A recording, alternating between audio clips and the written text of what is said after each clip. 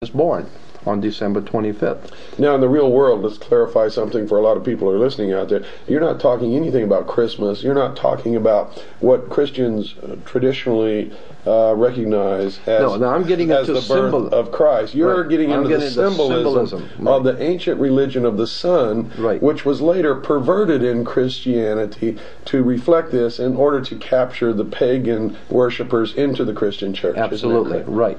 Now, what I'm saying is that because December the 25th is not Christ's birthday. No, not at all. No, it's the birthday of the sun. Right. And then, but then when you understand that this symbolism began to be, the ancient peoples understood that the sun was revolved, and it was a symbol of revolution. And today in America we have, or at least in the western part of the United States, we have an oil company called Union Oil. Union Oil has as a symbol a round orange globe with the 76, and of course the commercial says, get the spirit of 76. The orange globe is a sun, because the communists have always used the rising sun, if you recall, on the Soviet National Coat of Arms. Certainly. Is the rising sun that's bringing the dawn of a new day. And the symbology of 76 plugs into what's called Union 76, and the 13, 76 is 13. Right, in the order of the trapezoid. And if you figure out the formula of the ancient religion, which says, as above, so below, the creation of this country in 1776 was guaranteed to bring into the world the new man, the illumined man, 3 degrees of 6 acts, or 666. Right. And 8 is the number in the old Kabbalistic Freemasonry in Europe. 8 was the number of new beginnings. And the new beginnings, was 17 is 7 and 1, 8. And 13 was, of course, the old mystic number of God and His 12 helpers of God in His 12 months make 13. Mm-hmm. And so it's also the number of death and rebirth, or resurrection, or reincarnation, depending upon how you want to look at that. But so once you get into all of the symbolism, you see that there is a rhyme and a reason to all of these emblems and symbols. And something else in relation to word symbols, and God knows we're inundated by innuendos and catchphrases in this country especially. We've been hearing since George Bush made it publicly known something called the New World Order. I want to clarify something for your audience. They probably might already know this, but Europe has been referred to as the Old World, and anything coming out of Europe is Old World. All right. The Vatican has dominated Europe for about 1,500, 1,600 years. The Vatican has dominated Europe. Europe has dominated the world. There was a religio-political, economic scheme of things. That was the order of the day. The old banking houses of the Roman Empire, the old, what was some of the families? Arius, Copernicus, Pisos. The Pisos family were a very powerful banking family who were the main brains behind. They were the Rockefellers of the Roman Empire. The Medicis. The Medicis, absolutely. And so when you understand that there was a banking, fraternal, religio-political order that operated throughout the world, and the Vatican sat on top of that, and that was an old world order. Now, with the coming of America, of course, America is referred to as the New World, and so what we have now is a New World Order. And that New World Order implies that there is a fraternal order operating throughout the world, operating out of America, that seeks to, it seeks to take the place of the Old World Order and bring a new order of the world. But you must understand that you cannot have a new order or a new building on the same site as an old building. So you've got to get rid of the old order first and bring in the new order. When you get into that, and I'm sorry, I'm got a frog in my throat. That's okay. When you get into that, you get into the symbolism Steven Spielberg and George Lucas bring out about Indiana Jones and the Last Crusade. And of course you can't understand the Last Crusade if you don't understand the First Crusade, right? Or the next crusade. Or the next crusade, which is the real crusade, right? And then from there you get the trilogy of Star Wars, and then the Empire Strikes Back. And of course New York is referred to as the Empire State. That's correct. All right, and so you get the Empire Strikes Back, and then of course you might know this, that in Freemasonry there is a little ideologue or a little genie-like mystical character, supposedly in Freemasonry, that they said was their mediator between the gods and the Freemasons of the Knights Templars.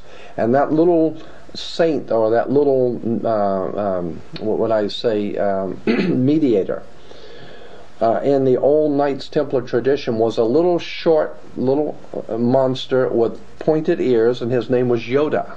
And you go into the old Masonic literature and pictures, and you'll see pictures of Yoda, because he was a Jedi Knight. And if you understand the Jedi Knights, where it was connected to the old order of the knightshood of the Knights Templars. So what we're talking about here is the Star Wars. We're talking about a spiritual war in the heavens, so to speak.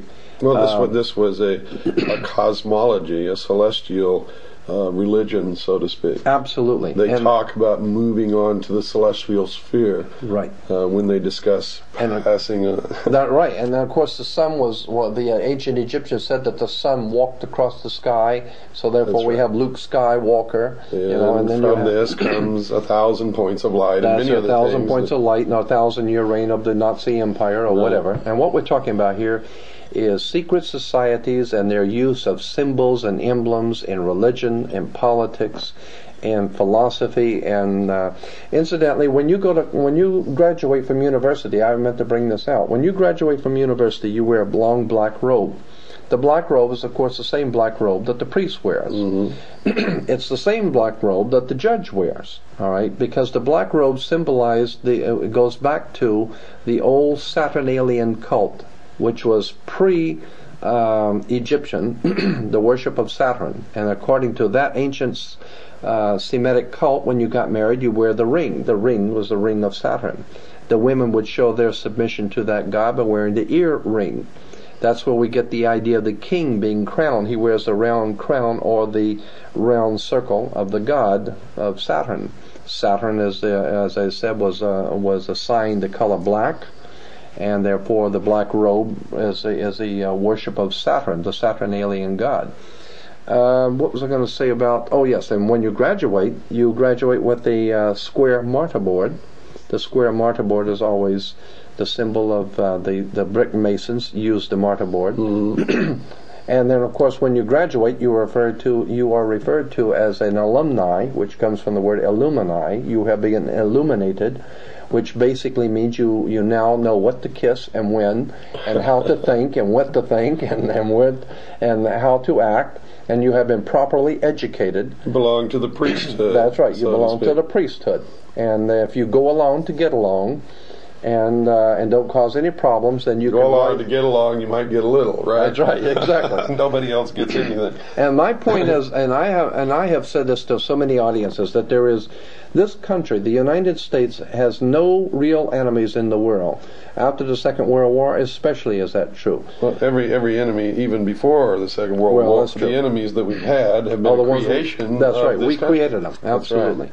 But there is one legitimate, believable enemy that faces America, that the powers behind the throne in this country, in America, are truly afraid of, and this is legitimate. They are totally frightened to death of us, the people, because they realize if the people ever wake up, something that Joe Kennedy was quoted as saying, something to the effect of beware the American conscience, because if they ever wake up and find out what we're doing, it's going to be hell to play. And so I believe that there is a legitimate enemy that this country perceives, and that's us. People who think too much, people who read too much, and people who talk too much. But that's always the case, though, Jordan, because we know that what's coming is going to be a socialist state. Oh, totally. Every time socialism has won anywhere, mm-hmm. the first thing that they've done is that they have literally perverted the intelligentsia, mm-hmm. which has brought them to power. And then the first thing that they did is kill the intelligentsia. They killed them. Absolutely. And the intelligentsia aren't very intelligent because they haven't learned this yet, because they're still doing it.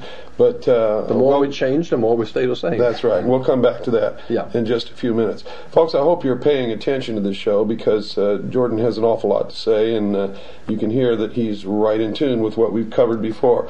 Don't go away. It's time to take our break. We'll be right back after this very short pause.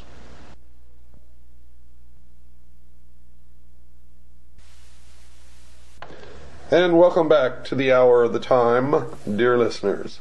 I